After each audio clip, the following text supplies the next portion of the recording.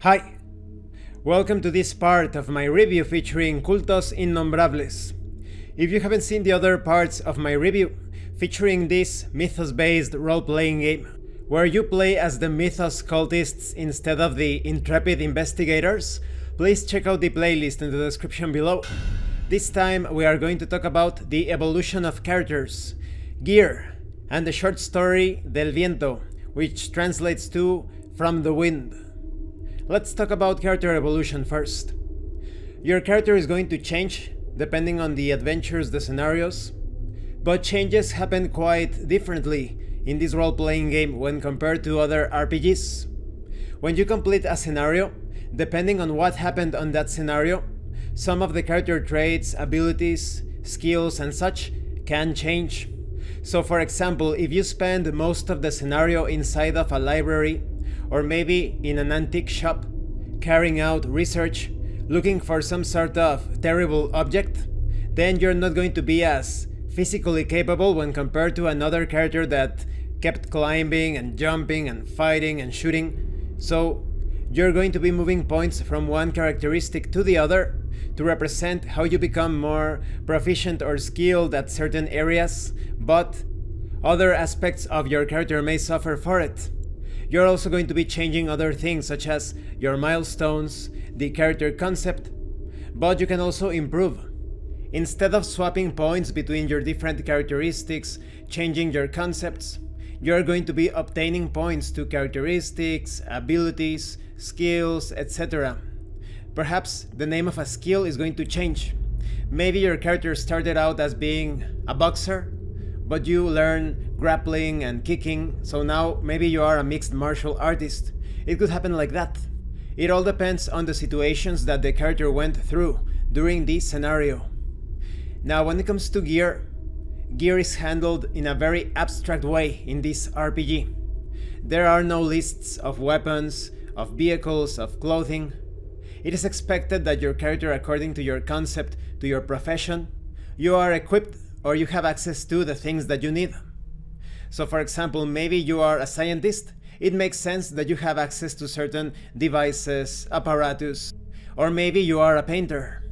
So you have access to paintings, of course, but maybe you also have access to chemicals to remove paints that could prove useful in certain situations. Or maybe you are a private eye, so you carry perhaps a knife or a gun for self-defense. So it all depends on your character concept. And there could be some concepts that break the mold, that go beyond stereotypes. Maybe you are a lawyer that is also a spelunker. He has a hobby of climbing and going into caves. So maybe you have access to ropes and hooks related to those activities. And when it comes to expendable or finite resources such as ammunition, fuel, the availability of those depend on the game director. Maybe you're in the middle of a gunfight, and the game director gives you a drama point, so now you ran out of bullets.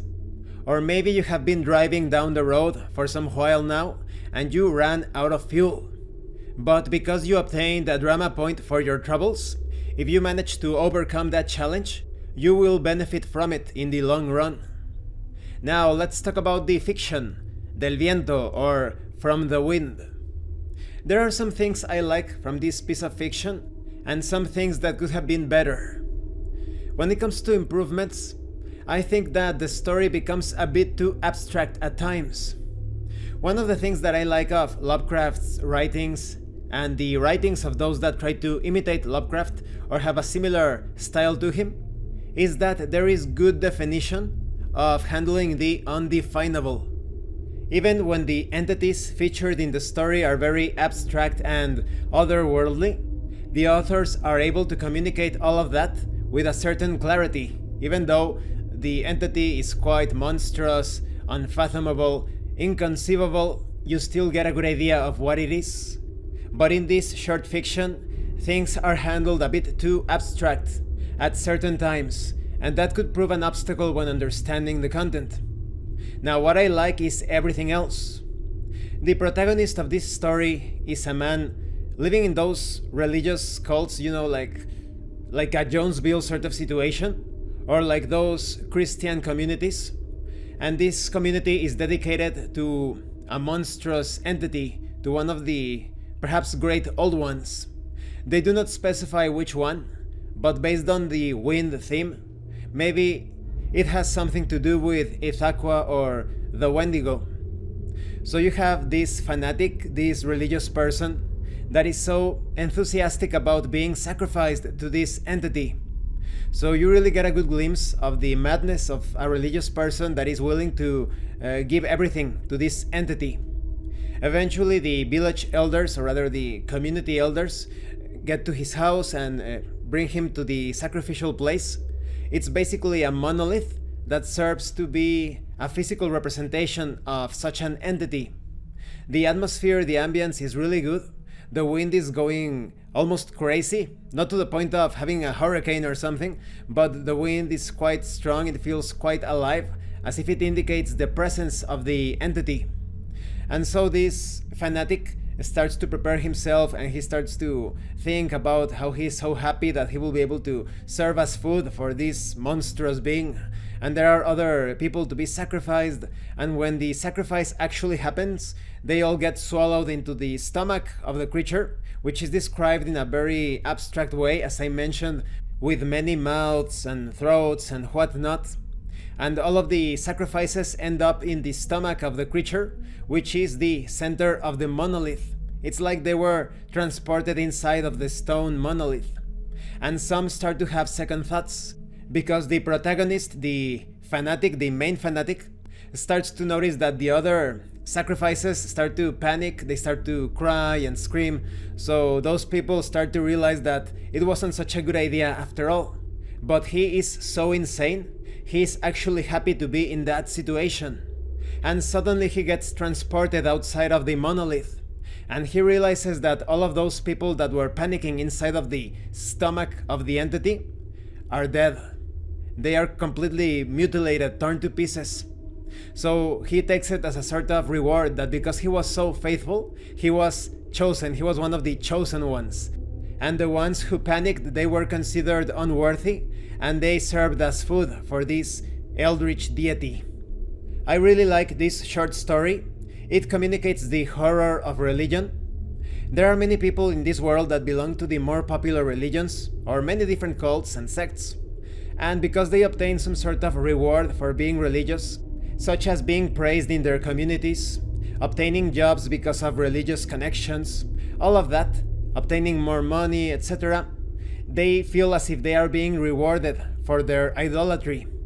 So in this short story, the religious guy feels rewarded because he was willing to sacrifice himself to this monstrous being, and now he feels chosen by the entity.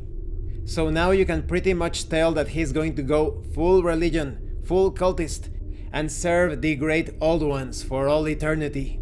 And back to the real case of religions, it just goes to show that most religious people aren't actually spiritual at all.